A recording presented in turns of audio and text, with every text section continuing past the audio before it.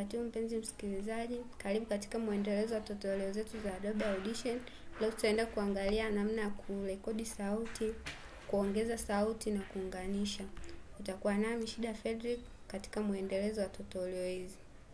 Kwanza kabisa tutaenda kusearch Adobe yetu hapa, Adobe Audition.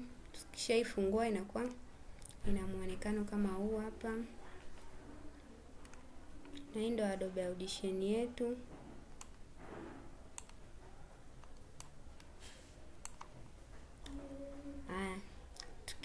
Tukitaka namna gani tunaweza kuingiza sauti hapa, tutaingia kwenye kipengele cha waveform ambayo itakuletea hapa new audio file, file name. Hapa hii file letu lazima tuipe jina. Kwa mfano mimi file name yangu nataka niipe jina labda Fredrick.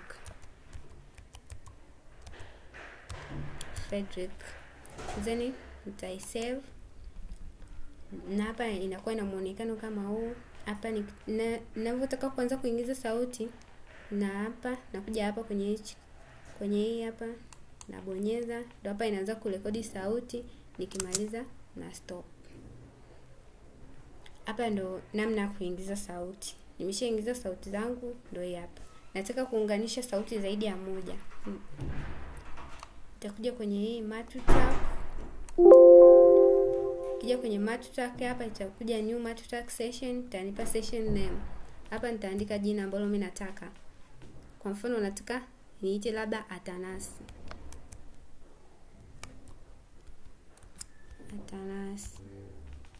Then nitakuja click okay. Itaniletea session tofauti. Hapa session ya kwanza, ya pili, ya tatu na kuendelea kulingana na sauti zangu ambazo mimi nitakuwa nazo.